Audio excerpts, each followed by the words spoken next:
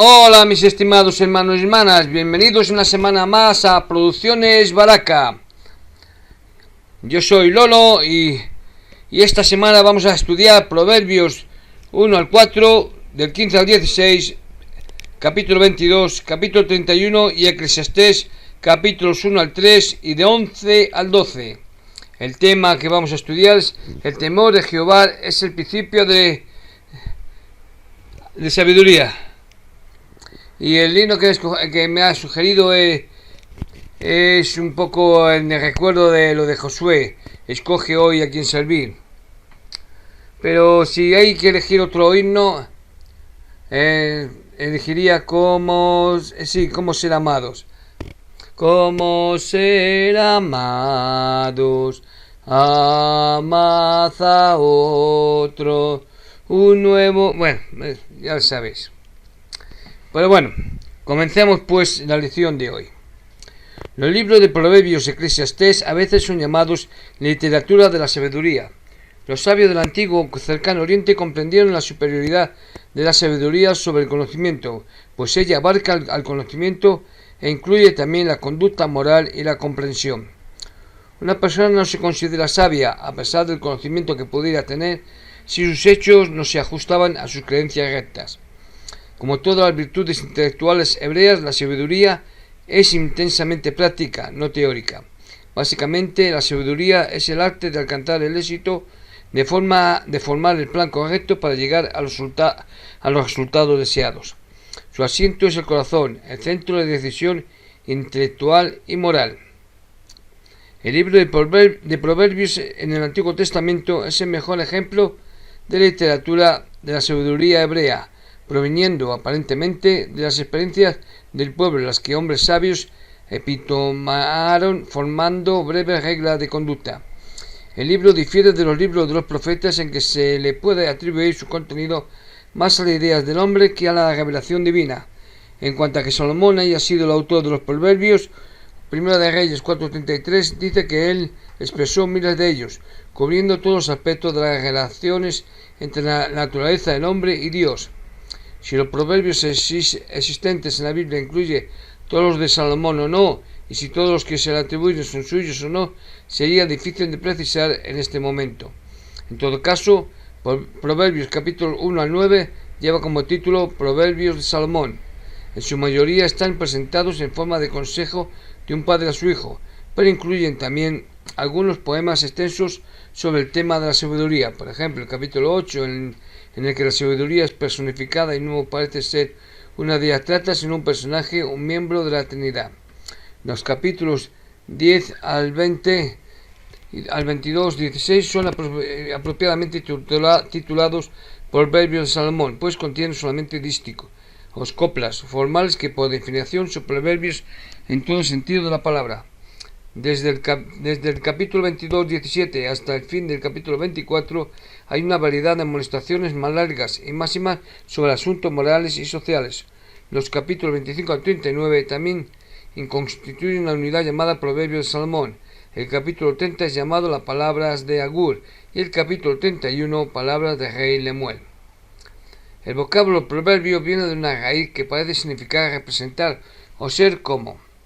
Sin embargo, el sentido se amplió aplicándose a dichos en los que tal analogía no es evidente y llegó a designar coplas y dichos en general.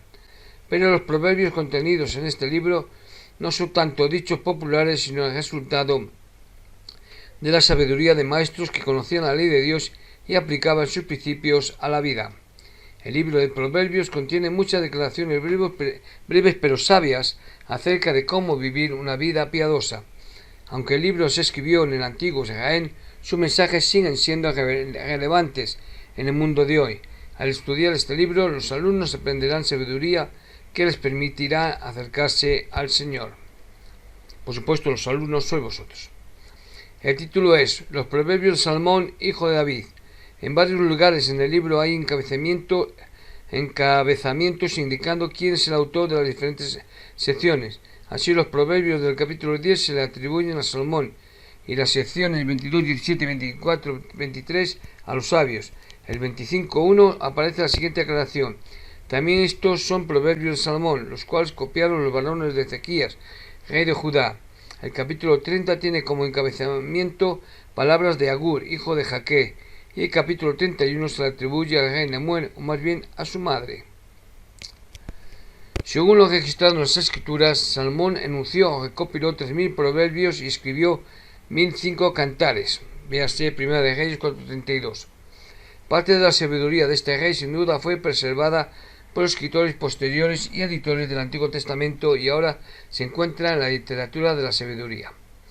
No se sabe exactamente cuándo ni dónde se escribió el libro de Proverbios, pero se cree que la compilación inicial de Proverbios se llevó a cabo durante el gobierno del rey Salomón en Jerusalén entre 1015 y 975 a.C. Es probable que muchos de los proverbios vinieran de las tradiciones orales que existían antes del tiempo de Salomón.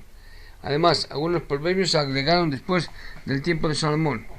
Los capítulos 25 al 29 se añadieron en los días del rey Ezequías de Judá. No se sabe cuándo el libro cobró su forma final. El libro de Proverbios se escribió en forma de poesía y en él se emplean muchas de las técnicas comunes de la poesía hebrea, imágenes vívidas, paralelismo y otros recursos literarios, para guiar al lector en la búsqueda de la sabiduría. Los versículos introductorios del libro expresan este tema principal: oirá el sabio y aumentará su saber. Los insensatos desprecian la sabiduría y la disciplina. Proverbios 1, 5 y 7. La sabiduría que contiene el libro de Proverbios abarca casi todos los aspectos de la vida. Los proverbios se centran tanto en los caprichos de la naturaleza humana como en la conducta básica de la persona justa y en la relación de vida del hombre con Dios. Como los proverbios tratan temas tan variados, un versículo de Proverbios a menudo no tiene relación con los versículos anteriores o posteriores. Sin embargo, los lectores pueden encontrar dentro de Proverbios muchos pasajes que son sencillos, humorísticos, profundos y hermosos. Un pasaje muy conocido describe tiernamente los atributos de una mujer virtuosa y declara que ella es mucho más valiosa que las piedras preciosas. Proverbios 1 al 9. Estos proverbios contienen una invitación poética al lector de procurar y adquirir la verdadera sabiduría. Exponen la naturaleza del conocimiento, del significado de la vida y de la ruta del éxito. Proverbios del 10 capítulo 10 al 24. Estos proverbios constan de muchos dichos cortos acerca de la forma correcta e incorrecta de vivir. Ofrecen consejos prácticos acerca de la vida familiar, del control de la ira, de los peligros del orgullo y de varios temas más. Proverbios capítulo 25 al 29. Estos proverbios tratan el liderazgo justo, el deber del pueblo de ayudar al pobre y el valor de la sabiduría en la vida diaria. Proverbios capítulos 30 y 31. El libro termina con las palabras de Agur y del rey Nemuel. Agur le advierte al lector que toda la palabra de Dios es pura y habla de los peligros de la hipocresía. El rey Nemuel recita las palabras de su madre que le advierte contra la bebida fuerte. Una mujer virtuosa es más valiosa que la riqueza del mundo. Ella venera a Jehová y es diligente, generosa y sabia y amable. Desmenucemos pues la clase de hoy. Tal como hemos aclarado hace un momento, el tema de esta semana está en el versículo 7 del capítulo 1 del libro de Proverbios. El principio de la sabiduría es el temor de Jehová. Temor aquí está empleado para significar reverencia o profundo respeto hacia Dios, aunque hay mucho que no pasa más allá de la sabiduría humana. La obra sirve para hacernos recordar que para el Señor todas las cosas son espirituales. Doctrinas y Convenios 29-34.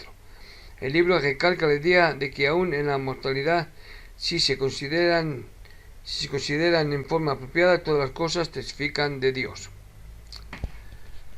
Proverbios 1, versículos 8 al 9. Obediencia al consejo paterno.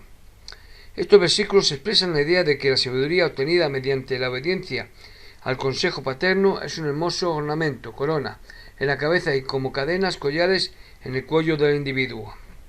Proverbios capítulo 2 nos enseña que la sabiduría viene de Dios. Este capítulo recalca que la sabiduría es un don de Dios obtenible solamente por medio de la búsqueda diligente y que Dios cuidará y protegerá a quienes la reciban y permanezcan fieles a ella. Esta promesa se puede comprender solamente si tenemos presente que para Israel la sabiduría radicaba en obedecer las leyes de Dios. Proverbios capítulo 2 versículo 10 nos dice cuáles son la cabeza, el corazón y las entrañas. En las culturas oriental y occidental se simboliza a los centros del entendimiento y de los sentimientos mediante distintos órganos del cuerpo. En el oriente el hombre entiende con su corazón y siente con las entrañas. En el occidente el hombre entiende con la cabeza o con la mente y siente en el corazón. Compare Doctrinas y Convenios, capítulo 9, versículo 8, que dice: tu pecho arde dentro de ti. Con Proverbios 2, capítulo 2, versículo 10, que dice: la sabiduría entraré en tu corazón y la ciencia fuere grata a tu alma. Nota: ¿a qué denominamos perversidades del vicio? El vocablo perversidades es traducción de varios vocablos hebreos que comparten la idea común de engaño, maldad, locura. ¿Qué significa la mujer extraña que se menciona en el capítulo 2? Esta frase se refiere no solamente a las extranjeras, es decir, no israelitas, e idólatras, sino también a las mujeres sin virtud o castidad. A menudo se usa como sinónimo de ramera. Sobre el capítulo 3, el presidente N. Eldon Tanner a menudo citaba el pasaje de Proverbios 3, versículos 5 al 7. En una ocasión dijo: cuanto más sabio y mejor es que el hombre acepte las verdades sencillas del Evangelio y que acepte como autoridad a Dios, el Creador del mundo, y a su Hijo Jesucristo, y que acepte mediante la fe aquellas cosas que no pueden refutar y para las que no puede aportar una explicación mejor. Debe estar preparado para reconocer que hay algunas cosas, muchas de ellas, que no puede comprender. ¿Cómo podemos negar o poner en duda a Dios cuando no podemos comprender cosas más sencillas que nos rodean? Por ejemplo, ¿cuáles son las funciones de la hoja? ¿Qué es la electricidad? ¿En qué consisten nuestras emociones? ¿En qué momento el espíritu entra en el cuerpo y qué sucede cuando lo abandona? ¿Cómo podemos decir que, por qué no comprendemos la resurrección, no hay o no puede haber resurrección? Se nos amonesta de la siguiente forma: fíate de Jehová de todo tu corazón y no te apoyes en tu propia prudencia. Y se nos advierte: hay de los sabios en sus propios ojos y de los que son prudentes delante de sí mismos. También este capítulo 3 nos enseña o recuerda, nos reitera un tema conocido en las Escrituras. Frecuentemente el Señor castiga a sus hijos para ayudarlos a progresar espiritualmente. El Amán 15.3, Deuteronomio 95.1 y 101, versículos 4 y 5. Curiosidad importante. Proverbios 4, versículo 7, habla de obtener sabiduría ante todo. Después de citar este pasaje, el de Theodore M. Burton, entonces ayudante al consejo de los 12 apóstoles, dijo: así como el cuerpo y la mente necesitan alimentarse, también lo necesita el espíritu. Luego la juventud, adquirir conocimiento, desarrollar sabiduría y entendimiento. Buscar el conocimiento del espíritu, buscar el conocimiento para la mente, buscar el conocimiento del alma y ser hombres y mujeres refinados, sabios en todo sentido, pues testifico ante vosotros en este día que la seguridad verdadera se basa en el conocimiento de la divinidad de Jesucristo. Este es el comienzo de todo aprendizaje y de toda sabiduría. Este es el mejor conocimiento, el mayor entendimiento, el más grande consuelo que los hombres pueden tener. Si los hombres tienen en el corazón este conocimiento, pueden enfrentar todas las vicisitudes de la vida. Otra curiosidad, Proverbios 4, versículos 18 y 19. Luz para la oscuridad. Cierta vez el presidente Brigham Young comentó en cuanto a estos versículos: se dice que la vida del cristiano está llena de dolor, tribulación, pesar y tormentos extremos, de luchas externas e internas contra las ansiedades, la desesperación, la tristeza y el duelo. Su senda parece estar llena de trampas, grietas e incertidumbre, pero esto es un error, porque la senda del justo es como la luz de la aurora que va en aumento hasta que el día es perfecto, en tanto que el camino de los impíos es como la oscuridad, no saben con qué tropieza. La fe que he abrazado me ha dado luz para andar en la oscuridad, alivio en tiempos de dolor, gozo y alegría en vez de pesar, seguridad a cambio de incertidumbre y esperanza en los momentos de desesperación. ¿Qué podemos decir del capítulo 15 de Proverbios? Pues bueno, Proverbios 15.1, respuestas blandas en el hogar. El presidente Brigham Young habló acerca del control de las palabras y de los actos. En nuestra vida cotidiana, cualquiera que sea la naturaleza y tipo de lo que emprendamos, los santos en los últimos días, y especialmente aquellos que ocupan puestos importantes en el reino de Dios, debemos mantener una conducta y temperamento uniformes y equilibrados, tanto estando en el hogar como fuera de él.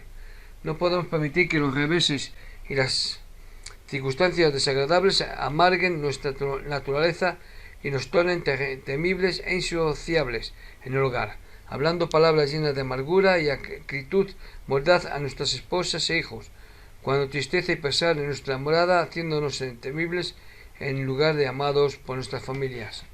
La ira no debe tener lugar en nuestro seno, y las palabras sugeridas por sentimientos de enojo no deberían salir de nuestros labios. La blanda respuesta quita la ira, mas la palabra áspera hace subir el furor. La ira es cruel y el enojo afrentoso, pero la discreción del hombre aparta su enojo, y su gloria está en pasar por encima de una transgresión.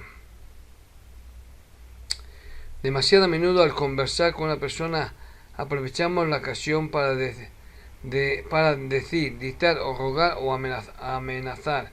En el más amplio sentido no se debe usar la comunicación en la familia para imponer, mandar o avergonzar. En las prácticas familiares las diferencias no deben pasarse por alto, sino deben ser sopesadas y evaluadas con calma. La opinión o punto de vista de un individuo usualmente no es tan importante como una relación continua y saludable. La cortesía y el respeto al escuchar y responder durante los debates amistosos son básicos para el diálogo. Cuán importante es saber cómo manifestar un desacuerdo con el punto de vista de los demás sin ser desagradables.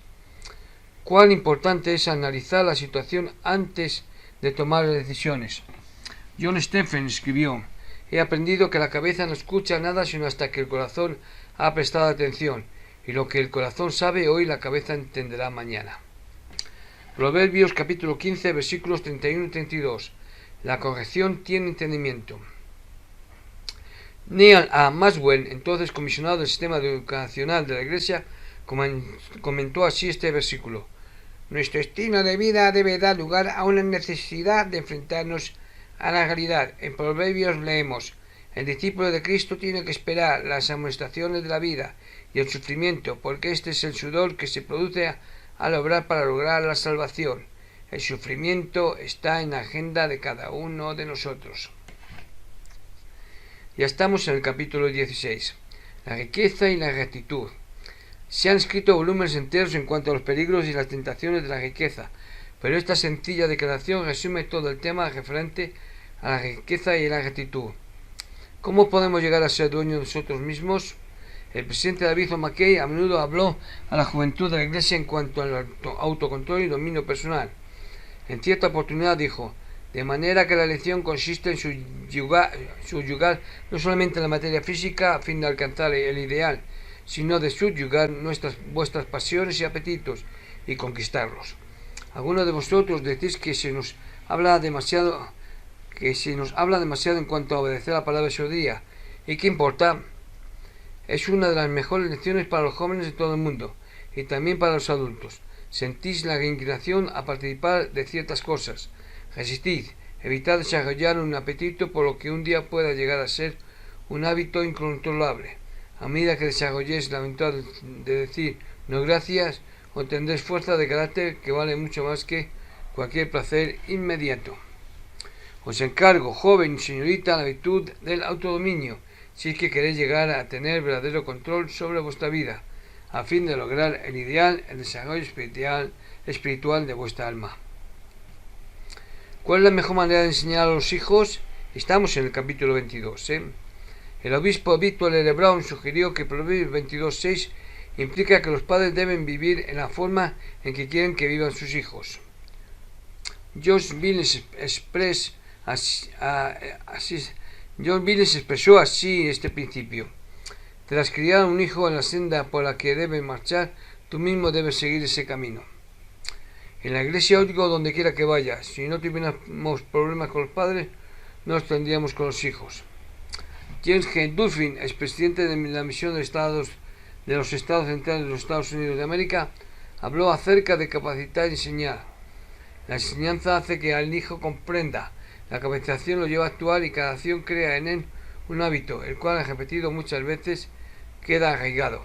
Si capacitamos a nuestros hijos en la senda del Señor, cada vez que obedezcan la palabra y voluntad de nuestro Padre Celestial, su carácter se afianzará más. firmemente, se afianzará más firmemente en hacer aquello que Dios requiere de ellos. La gran importancia de criar rectamente a los hijos ante el Señor fue recalcada por el elder Gordon B. Hinckley. Es sumamente obvio que todo lo mejor como lo peor del mundo hoy son los frutos dulces o amargos de la crianza de los niños de ayer. Según enseñamos a una nueva generación, así será el mundo unos pocos años después. Si os preocupáis por el futuro, mirad hoy por la crianza de vuestros hijos. El autor del libro de Proverbios sabiamente declaró: instruye al niño en su camino y aun cuando fuere viejo no se apartará de él. ¿Qué son linderos? En un mundo que no tenía tierra cercana, los linderos eran marcadores adecuados. Aún hoy en día en esa región se puede ver montones de piedras señalando la división entre las tierras de un individuo y otro. Y aquí en España también, ocurre porque yo lo he visto. Cambiar de lugar tal lindero era ciertamente grave, siendo que equivalía a robar propiedad ajena. Eso es cierto, aquí en España se sigue tomando como tal. Proverbios capítulo 31, versículos del 10 al 31. Las cualidades virtuosas de una madre justa. La hermana Julie B. Beck, quien fue presidenta general de la Sociedad de Socorro, habló de las cualidades que una mujer justa debe procurar. ¿Qué es tener corazón de madre y cómo se logrará tenerlo? Se aprenden algunas de esas cualidades en las Escrituras. Parafrasearé Proverbios. Mujer con corazón de madre, ¿quién la hallará? Porque su valor sobrepasa grandemente a de las piedras preciosas. Con voluntad trabaja con sus manos, planta viña del fruto de sus manos, extiende su mano al pobre. Fuerza y honor son su vestidura. Abre su boca con sabiduría y la ley de la clemencia está en su lengua. Considera la mancha de su casa y no come el pan de balde. La mujer con corazón de madre tiene un testimonio del Evangelio restaurado y enseña los principios del Evangelio con convicción, guarda los caminos sagrados que ha hecho en los santos templos, comparte sus talentos y sus conocimientos con generosidad, adquiere toda la instrucción que sus circunstancias le permiten, elevando su intelecto y su espíritu con el deseo de enseñar lo que aprenda a las generaciones que la siguen. Proverbios capítulo 31, versículo 28. El marido debe alabar y apreciar a su esposa. El presidente James E. Faust enseñó cómo los poseedores del sacerdocio pueden poner en práctica Proverbios 31-28. ¿Cómo deben los poseedores del sacerdocio tratar a su esposa y a las demás mujeres de su familia? Debemos venerar a nuestras esposas. Ella necesita que su esposo la alabe y es preciso que los niños oigan al padre elogiar a su madre. El Señor valora a sus hijos tanto como a sus hijas tanto como a sus hijos. En el matrimonio ninguno es superior al otro y cada uno de los cónyuges tiene una responsabilidad principal diferente y divina. La más importante de todas las responsabilidades de una esposa es la maternidad. Creo firmemente que nuestras queridas y fieles hermanas poseen una nobleza espiritual que es parte intrínseca de la naturaleza. El presidente Spencer W. Kimball dijo: el ser una mujer justa durante estas cruciales y finales etapas de la historia de la Tierra, antes de la segunda venida del Salvador, es en verdad un llamamiento noble y especial.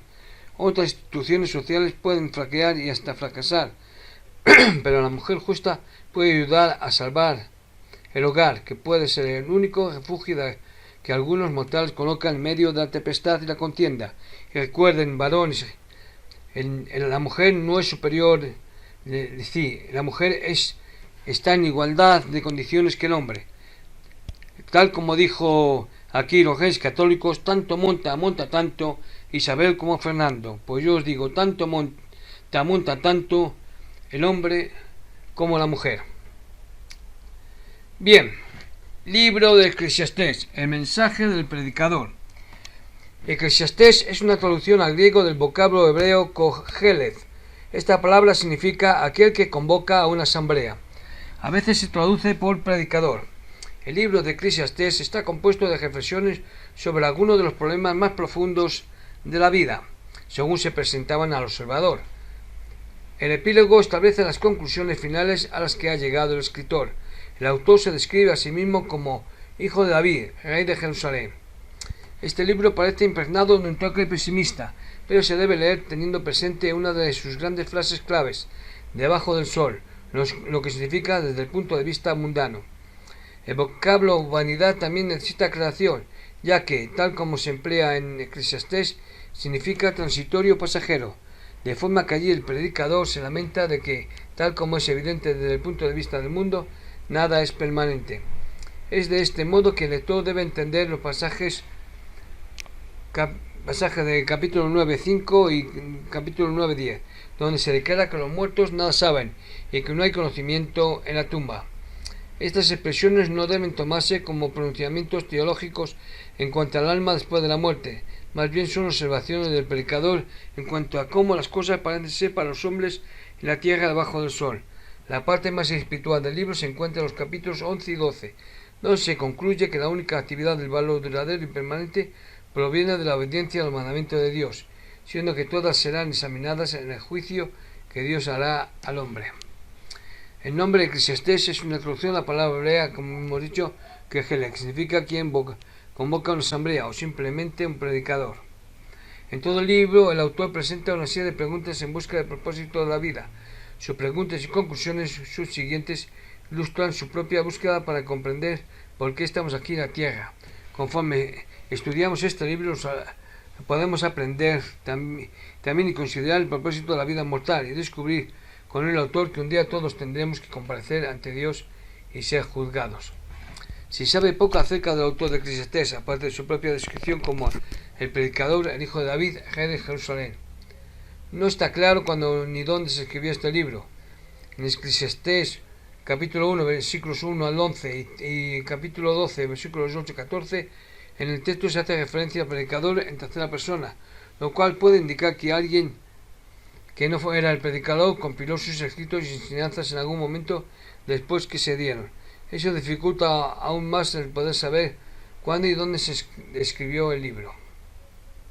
El libro de Eclesiastés es único porque, a pesar de que el predicador es creyente, a menudo formula preguntas y hace declaraciones como si no lo fuera. Todo lo que dice, por lo tanto, se debe tomar en el contexto de su conclusión final en Eclesiastés capítulo 12, versículos 13 a 14, que un día todas nuestras obras en esta vida las juzgará Dios. Las enseñanzas de este libro parecen estar dirigidas a personas que no creen en Dios, o que por lo menos aún no están completamente consagradas a Él. El predicador presenta preguntas y declaraciones con las cuales muchas de esas personas pueden sentirse inclinadas a estar de acuerdo, pero después las ayuda a ver cuánto propósito y significado podemos recibir en la vida como procuramos vivir de acuerdo con la voluntad de Dios. Eclesiastés capítulos 1 y 2. El predicador concluye que todo en esta vida es vanidad o efímero y no durará. Para apoyar esa conclusión comparte varios esfuerzos que hizo para encontrar significado y propósito en la vida. Procuró la frivolidad y el placer, edificó grandes obras y obtuvo riquezas, pero descubrió que nada de eso le satisfacía. Eclesiastés capítulo 3. El predicador explica que a todos nos sucede cosas buenas y malas. Las obras de los hombres no perduran. Las obras de Dios, sin embargo, son eternas. Eclesiastés capítulos 11 y 12. El predicador concluye que, a diferencia de la mayoría de las cosas en la vida, la obediencia al mandamiento de Dios es de importancia duradera, porque un día moriremos, nuestro espíritu volverá a Dios, y Él nos juzgará de acuerdo con la forma en que vivimos durante nuestra vida mortal. Desmenucemos Eclesiastés. Eclesiastés 3, versículos 1 y 11. Secuencia y orden en la vida del hombre.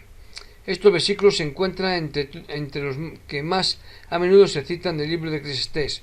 Sugieren que hay un tiempo apropiado para cada acontecimiento en la vida del hombre. El líder Paul H. Dunn comentó en cuanto a la secuencia y al orden mencionados en estos versículos. Nuestro profeta, el presidente Kimball, nos ha aconsejado a vosotros jóvenes, particularmente a los varones, en cuanto a la secuencia apropiada. Tened a bien conservar en la memoria la secuencia de acontecimientos que acarreará orden y felicidad a vuestra vida. Cito las palabras de nuestro profeta.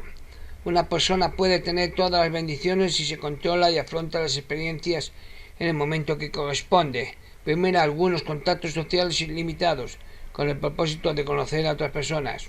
Luego, el servicio misional, el cortejo, después casarse en el templo, prepararse para una carrera y formar una familia y trabajar para su sostén. Siguiendo cualquier otra secuencia podría verse en dificultades. Eclesiastés capítulo 11. ¿Debemos aceptar las cosas como son? Aquí hay tres conceptos. Concepto 1. Primero, cada individuo debe aprovechar las oportunidades cuando se presentan. Segundo concepto, la vida es incierta y no hay garantía de que las oportunidades perdidas se repitan. Y el tercer concepto, el futuro no reside en querer cambiar las cosas, sino en aceptarlas como son, sacando de ellas mayor provecho. Este consejo es muy semejante al de la filosofía oriental del karma, tomar la vida tal como se presente y adaptarse a las circunstancias. Jesús enseñó que el hombre puede controlar su destino. Todos ejercemos cierta influencia sobre las circunstancias que se nos presentan, así como cierta responsabilidad con relación a la manera en que reaccionamos ante ellas.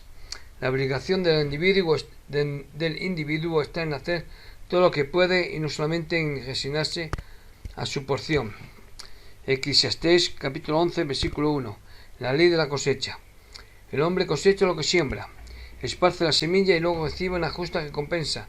Toda acción buena tendrá su recompensa y todo pensamiento indigno se registrará en alguna región de la mente. Eclesiastés capítulo 11 versículo 3. Según cae el árbol. Brigham Young interpretó esta expresión en la forma siguiente, relacionándola con la muerte y el juicio. No pasará mucho tiempo sin que tengamos que abandonar estos tabernáculos para entrar en el mundo de los espíritus. Y sé que, así como muramos, el juicio nos encontrará y que esto es según la Escritura. En el lugar que el árbol cayere, allí quedará. Con estas palabras, según la muerte nos deja, así nos encontrará el juicio. Eclesiastés capítulo 12. La vida tiene sentido. Este pasaje puede parecernos negativo, lleno de cinismo y sin esperanza, pero se debe tener presente que el predicador está hablando desde el punto de vista de un hombre sin Dios, desde el punto de vista del hombre natural, es decir, discutir contra Eclesiastés. Cuando el hombre deposita su confianza en las cosas del mundo, no encuentra beneficios espirituales duraderos, la energía y el esfuerzo gastados, la sabiduría y el conocimiento adquiridos, la fortuna y prestigio ganado, la bondad y la virtud repartida resultan vacías y sin Dios, y sin sentido en el esquema eterno de las cosas que nos acompañan a la vida espiritual. El propósito de Eclesiastés no es hacer sentir al hombre frustrado y desesperado, sino ayudarlo a recordar que todo tiene un significado si confía en Dios y obedece sus mandamientos. De otro modo, todo es vanidad. Eclesiastés capítulo 12 versículo 7. El espíritu vuelve a Dios que lo dio. Es obvio que no podíamos regresar a un lugar en el cual no hemos estado, de manera que nos referimos a la muerte como un procedimiento tan milagroso como el nacimiento, mediante el cual regresamos a nuestro Padre que está en el cielo. En un pasaje relacionado con este tema, en Doctrinas y Convenios 38, versículos 15 y 16, el Señor declara que el cuerpo y el espíritu juntos constituyen el alma. La separación del cuerpo y del espíritu es lo que llamamos muerte y su reunión es lo que llamamos resurrección. El predicador no está diciendo necesariamente que volveremos de inmediato a la presencia de Dios. Alma declaró de manera similar que después de la muerte los espíritus de todos los hombres, sean buenos o malos, serán llevados de regreso a ese Dios que les dio la vida. Alma 40:11. El presidente Joseph Fielding Smith aclaró las palabras de alma. Su explicación se aplica también a este versículo de Eclesiastés. De acuerdo con el presidente Smith, esa frase y otras similares sencillamente quieren decir que su existencia terrenal ha llegado a su fin y que ha regresado al mundo de los espíritus, donde se le asigna un lugar según sus obras, con los justos son los malvados, para allí esperar que llegue la resurrección, de regreso a Dios. Es una frase que tiene equivalentes en muchas otras situaciones bien conocidas. Eclesiastés capítulo 12 versículo 13. Teme a Dios y guarda sus mandamientos. Este versículo da sentido y significado a todo el libro de Eclesiastés. El predicador finalmente resume toda su filosofía y nos dice: teme a Dios y guarda sus mandamientos, a fin de poner primero lo más importante y para que todo lo demás tenga sentido y no sea meramente vanidad. La vida no tiene que ser vacía o inútil, desperdiciada en la búsqueda de la riqueza, fama, placer o aún sabiduría. El líder Henry de Taylor dijo: si obedecemos todos los mandamientos de Dios, gozaremos de calma, serenidad y fortaleza. Esto nos servirá de bastión para protegernos contra los vientos, tormentas creados por las tensiones e incertidumbre de las condiciones caóticas actuales del mundo. No tenemos que esperar hasta llegar al cielo para obtener paz y felicidad. Podemos gozar del cielo, la tierra, aquí y ahora. Y bien, mis estimados hermanos y hermanas, esta ha sido la clase de hoy. Os espero la próxima semana con otra interesante lección. Soy Lolo y os testifico de que todo cuanto habéis oído es verdad. En el nombre de Jesucristo. Amén.